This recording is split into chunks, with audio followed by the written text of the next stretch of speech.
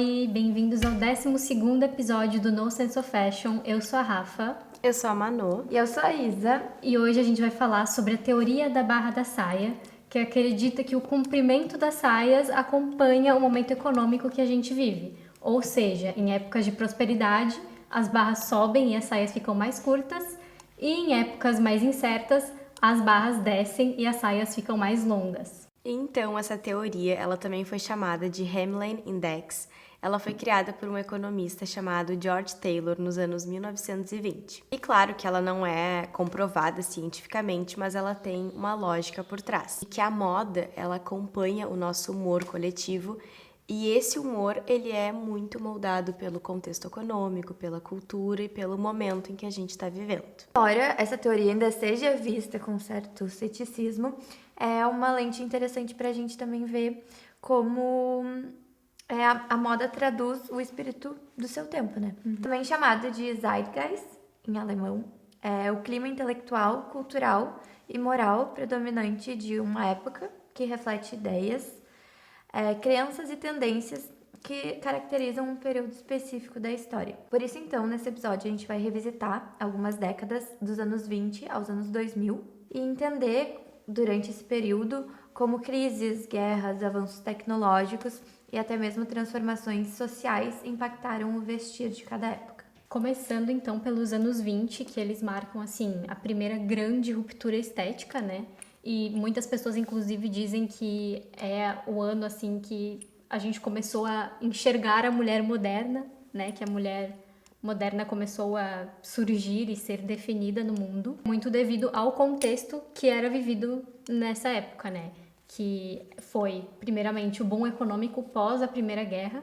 Sempre depois de uma guerra tem um boom, né? Tudo volta a funcionar. A questão da industrialização acelerada também. A questão da urbanização também, né? E do crescimento da classe média. Todo esse cenário, né? Ele trouxe esse otimismo para as pessoas, né? Sim, já era esse otimismo, né? Pós-Primeira Guerra das pessoas, das mulheres, principalmente nesse momento de atuação, né? Porque era algo diferente para o contexto da época.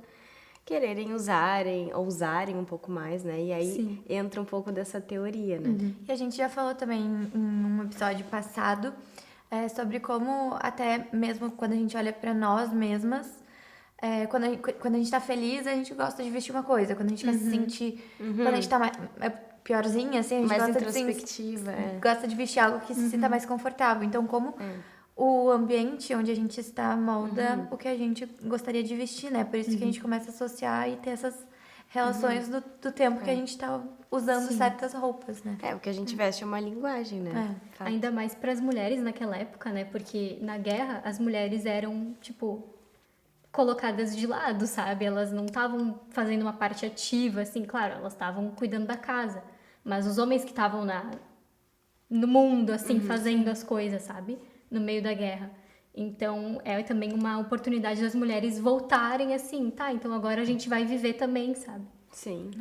Então, na moda, o que aconteceu foi que as saias subiram até o joelho, né? Pela primeira vez. Os tecidos ficaram mais leves, começaram a aparecer vestidos mais soltos, que deixavam essa liberdade, assim, de movimento. E uma silhueta também muito menos marcada. Algo muito forte também, que eu acho que a gente até, quando pensa nos 20, a gente associa isso, é a estética flapper, né? Que representava essa liberdade corporal e também simbólica das mulheres nessa época. O que também a gente pode enfatizar é o fato de que as mulheres estavam ocupando diversas outras posições na sociedade, né? Então, assim, elas tinham um pouco mais essa questão da liberdade de trabalhar com outras coisas, de fazer outras coisas, de praticar esportes. Então, por que os tecidos se tornaram mais leves? Ou por que os espartilhos já não eram mais tão apertados? Porque o funcionamento do mundo ali estava exigindo outras coisas da mulher, né? Como se a mulher finalmente começasse a existir na sociedade. Exato. E aí também surgiram grandes nomes, né, na moda nesse período, como a Elsa e a Coco Chanel, que inclusive a gente tem um vídeo contando a história de cada uma delas. Assistam.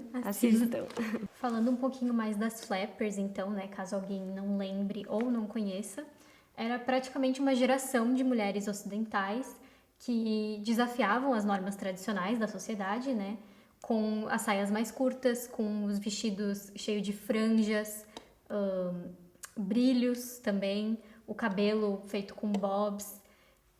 A música jazz também representa muito essa época, né, e esse movimento. E eu acho que elas também trazem, olhando para as flappers, né, a gente consegue pensar em outra questão também, de como a moda reflete esses momentos de otimismo por outros detalhes também, né? Não só pela altura da saia, mas também, por exemplo, os brilhos.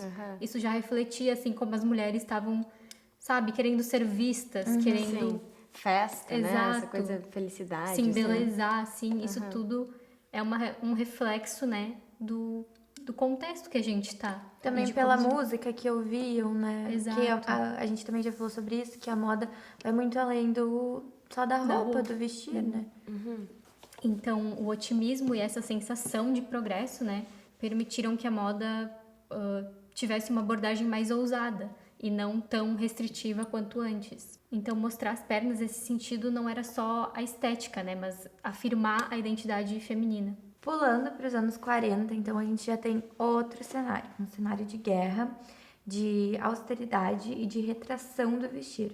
Se antes era sobre liberdade, agora é mais sobre sobriedade. A Segunda Guerra, ela reconfigura todo o cotidiano e toda a forma que a moda se expressa de forma super radical. Então, o contexto econômico, o contexto social, tudo muda. E além disso, há uma questão de racionamento de tecidos, o que entra, o que sai da Europa. Mão de obra feminina também em atividades industriais. Há essa questão de austeridade e pragmatismo. Então, as coisas começam a ser mais rígidas, mais duras. E a gente observa isso na moda também. Então, o comprimento das saias tendem a cair novamente. E os modelos, a modelagem começa a vir mais estruturada, com ombros mais marcados e com uma forte influência dos próprios uniformes militares. Pouca ornamentação, então o que antes tinha de brilho, de festa, que remetia à celebração, agora vira uma questão mais de rigidez, assim. Então poucos detalhes, mais marcações, linhas mais retas. E uma produção também super regulada pelo Estado. E como no contexto também dos anos 20, nos anos 40, não é só a barra da saia que muda, né? É muito mais minimalista por todo esse contexto social, assim. E a gente percebe uma regressão, né, das épocas. Como nos anos 20 as coisas estavam caminhando para um lado, aí nos anos 40 já meio que voltou, sabe? E aí também é nessa época que aparece o New Look do Dior, né? Que é um conjunto bem mais estruturado, né? Que valoriza a silhueta feminina, mas é ainda bem Sóbria. rígido. Então, o retorno das barras mais longas, ele não é só sobre um ideal de estilo.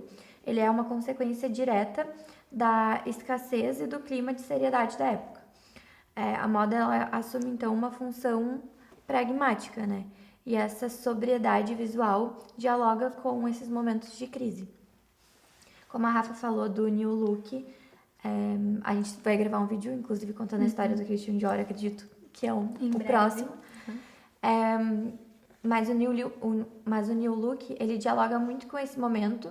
Ele foi lançado em 1947 e é uma silhueta proposta por Dior, então, que foi muito além do estilo e ficou historicamente marcado como uma celebração à feminilidade, elegância e ao renascimento pós-guerra. Então, mesmo no pós-guerra, né, que o New Look ele surgiu no pós-guerra, mas ainda refletia todas as mudanças que aconteceram nesse período e mesmo trazendo essa questão mais de liberdade um pouco, ainda estava mais restrito do que antes, né, nos anos 20, Mais por exemplo. sóbrio, no caso.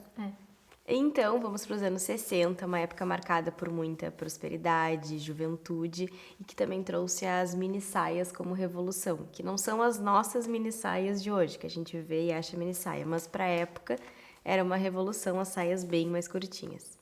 Então, nessas décadas pós-guerra, teve muita prosperidade econômica, muita ascensão cultural da juventude e elas criaram um terreno muito fértil, né, para essas rupturas estéticas profundas agora, realmente, né?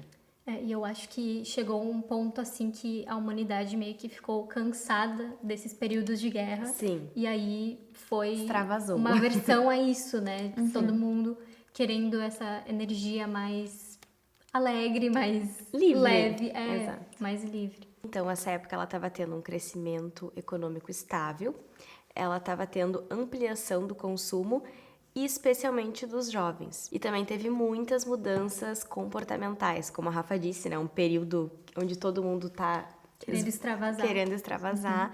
Teve a contracultura e as revoluções sexuais. Então, como qualquer outra contracultura nesse momento de liberdade pós-guerra, começaram a surgir o movimento hippie nos Estados Unidos, né? Que prezava sobre amor, liberdade, paz e também era um movimento contra o consumismo e também as guerras, principalmente do Vietnã também. E também o crescimento das subculturas, né? Como o punk também.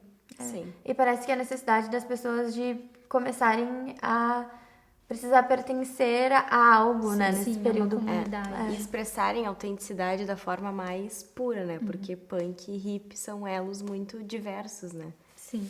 E principalmente entre os jovens também, né? Eu acho que os jovens começaram a ganhar mais poder, assim, na sociedade, Os sabe? jovens De entraram à tona, querer verdade. se expressar e querer também fazer parte da sociedade, né? Querer E revolucionar, de fato, consumir né? também, ou não Querer fazer consumir, uma mudança.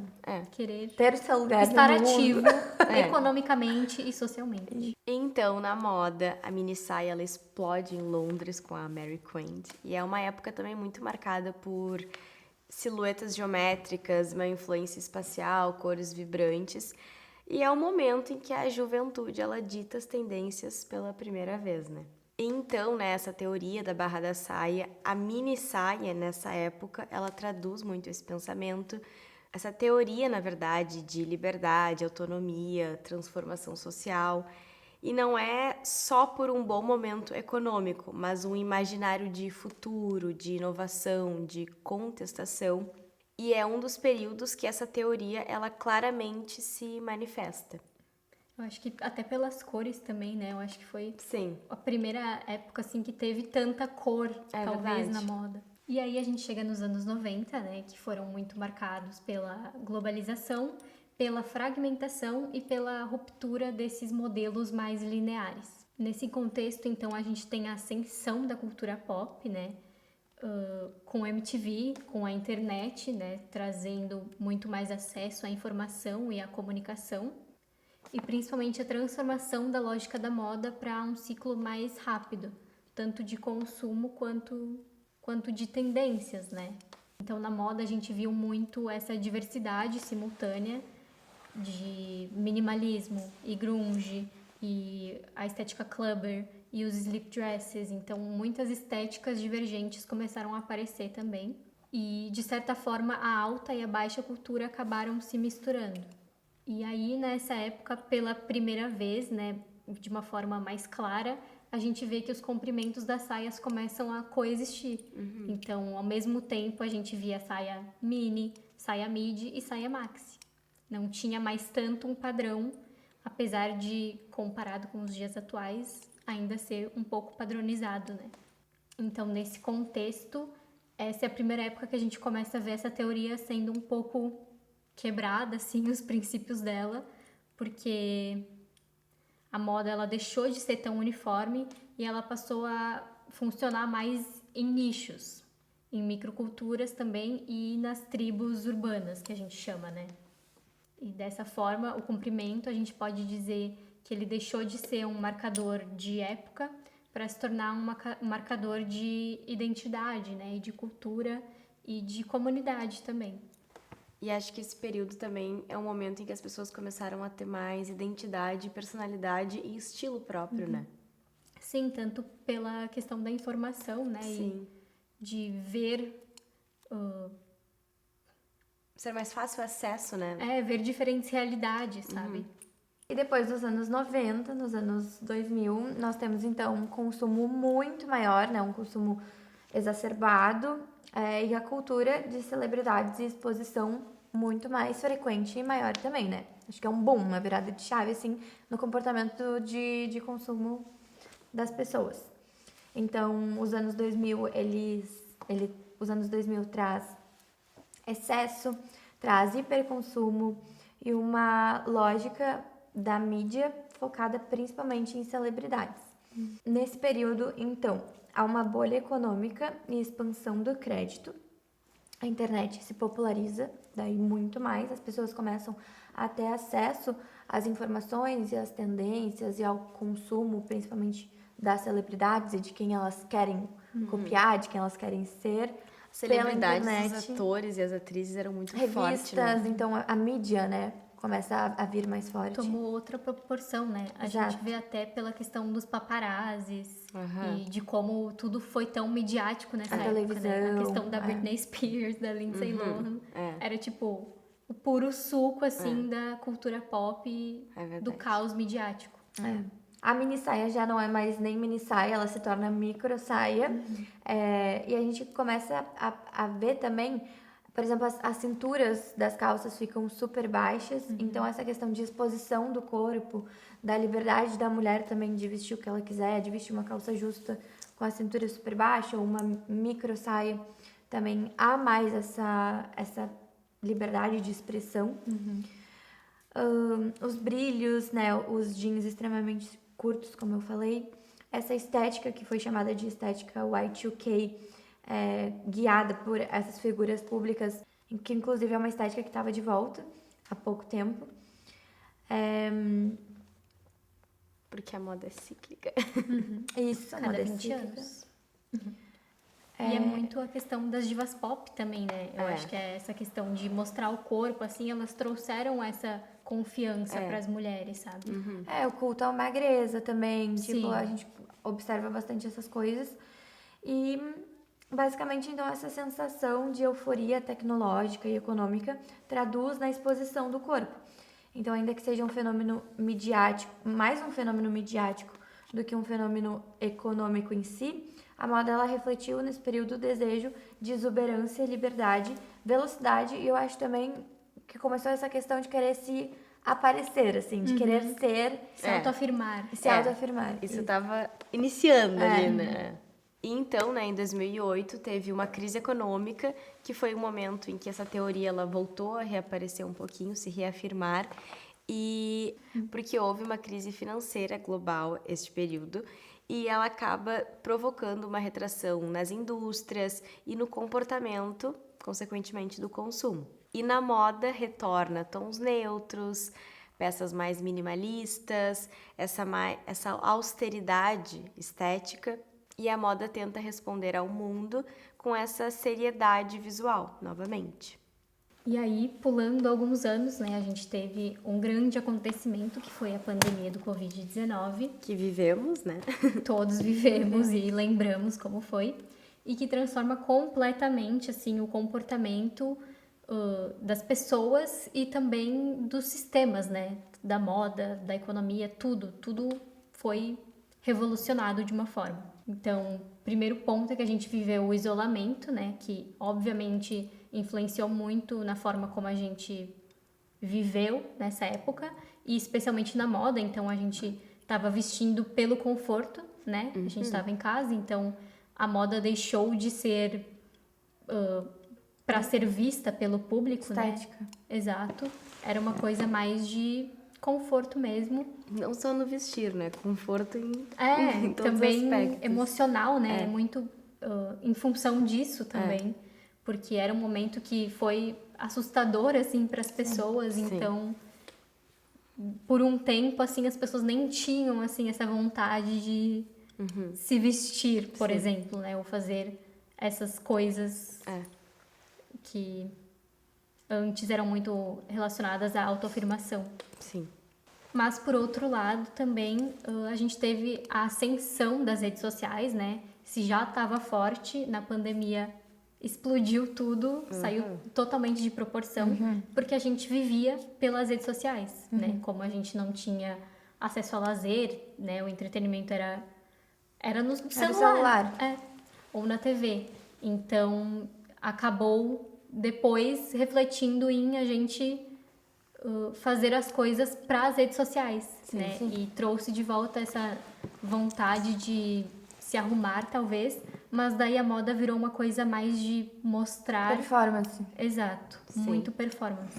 E teve acesso ao mundo inteiro também, né? Refletiu também nas fast fashions, né? Que houve muito consumo durante a pandemia, muito por essa performance, né? Também de querer postar, e também por a gente ter acesso ao mundo inteiro, né? As novidades e tendências do mundo inteiro. É uma questão de comparação também, né? Sim. Porque por mais que a gente estivesse em casa e não tendo ocasiões para usar aquelas roupas, a gente via todo mundo na internet performando, como tu disse, Sim. e eu também queria fazer parte disso, sabe? A gente É uma questão buscava de isso. conforto emocional, emocional, de comprar e, né, aquilo te servir pra preencher algum buraco que o resto não dava preenchendo. Sério, E acho tu que foi- tirar uma foto ou postar um TikTok. Acho que foi a vez que eu mais comprei roupas, foi durante a pandemia. Sério. Sério. Online, assim, pra nada. Sim, aqui não tinha o que fazer. O entretenimento virou Que isso. horror. Então a gente vê que a moda ela ficou muito marcada pela convivência de micro e macro tendências vindo de todo lado e coexistindo. Então hoje, né, a gente vê o reflexo do pós-pandemia de como isso tirou completamente assim um padrão estético do mundo. Por exemplo, é muito difícil a gente falar que o Brasil tem um estilo específico, os Estados Unidos tem outro estilo específico. Porque generalizou muito, né? Generalizou, exato. Então, Massificou. cada pessoa tem um estilo, sabe? E não tem mais como a gente colocar numa caixa, talvez, de É verdade. afirmar essa teoria, sabe? Se criou muitas estéticas também, né? Com as redes sociais, Sim, TikTok. exato. Então é uma questão das pessoas buscarem um pertencimento, mas ao mesmo tempo é engraçado, né? Porque esse pertencimento é muito diversificado, então é tipo, todo mundo quer fazer parte de algo, mas todo mundo quer ser diferente. E nesse quesito, a teoria da barra da saia, ela fica um pouco meio Pertinho. flutuando, porque é muita diversidade, é muitos estilos diferentes que acabam não sendo tão uniformes, né? Então, Sim. não tem muito um parâmetro.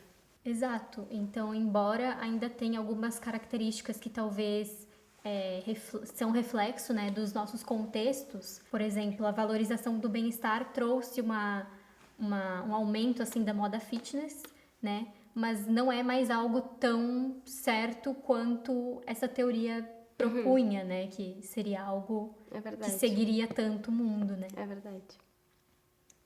E aí a moda, ela deixou de ser tão claramente reativa a esses indicadores e começou a refletir mais as microcomunidades e essa questão de identidade pessoal mesmo. Concordo. Com isso, dá pra dizer que a teoria da barra da saia, ela perdeu força como um termômetro na economia, né, um termômetro econômico, mas ela ainda funciona muito bem como metáfora para lembrar como a moda sempre capta o período de vida, né, que a gente está vivendo, o período social, o período econômico que a gente vive. Ou seja, essa sensibilidade do coletivo, né, aquilo que estamos sentindo, pensando, temendo ou desejando. A roupa, ela responde ao clima cultural que a gente vive, social e até mesmo emocional, né, do momento. Então, quando a gente entende essas conexões, fica muito mais fácil da gente ler a história e enxergar os movimentos sociais de cada época. E enxergar o que está por trás também das roupas e hoje das tendências, né? Porque também, apesar delas serem tão diversas, elas não surgem do nada, né? Cada tendência Exato. tem Sim. Um um significado, contexto um que ela está contexto. inserida. E a moda, então, ela vive um mapa do que está acontecendo no mundo, né? A moda não é só roupa. A gente precisa desmentificar, eu acho que é um dos intuitos que a gente vem tentando fazer aqui, que a moda, há muito o que se discutir sobre moda. A moda, ela corresponde ao período que a gente vive Exato. e isso engloba toda a questão histórica, cultural, política, econômica. E até de identidade, né? Quem a gente é. Claro, ela reflete diariamente o que a gente está vivendo e até os nossos sentimentos, emoções e períodos de vida, assim. Exato. Então, ela vira esse mapa do que está acontecendo, né?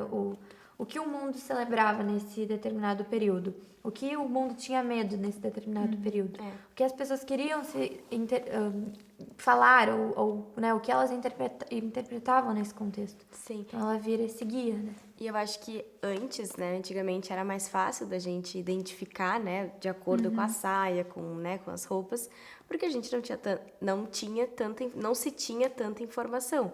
E agora com tantas informações é mais difícil, mas mesmo assim, como a Rafa disse, cada tendência tem um significado, tem uma raiz por trás, e analisando, estudando esse tipo de tendências, enfim, movimentos culturais, sociais, sempre tem algo por trás que está refletindo, e a moda é um dos Apenas grandes... é o porta-voz, né? Exato, é um dos grandes atores principais dessa reflexão, assim. Então é isso, né? A gente quis trazer um pouco sobre essa teoria, que por muitos anos ela foi disseminada, né? Não de forma comprovada, mas porque realmente ela refletiu muito os tempos que a gente viveu, e também trazer, de certa forma, uma reflexão, né? De como talvez hoje a gente seja guiado por tantas referências diferentes, né? E tudo seja tão particular que é difícil a gente definir um certo padrão, assim, da época que a gente vive.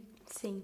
E interessante para mostrar a nossa reflexão, né, os nossos pontos de vista através disso, e mostrar também que o cultural, o econômico, o social, eles estão sempre, e a moda estão sempre interligados, né? Conversando um com o outro, né? Sim. E é isso, então. Obrigada por assistirem esse episódio. Comentem se vocês têm alguma opinião ou reflexão sobre esse assunto. Se também. vocês já conheciam essa teoria também. E nos acompanhem para mais vídeos. Nos sigam no Instagram, no TikTok, e se inscrevam no canal do YouTube e do Spotify. Beijo. Beijos!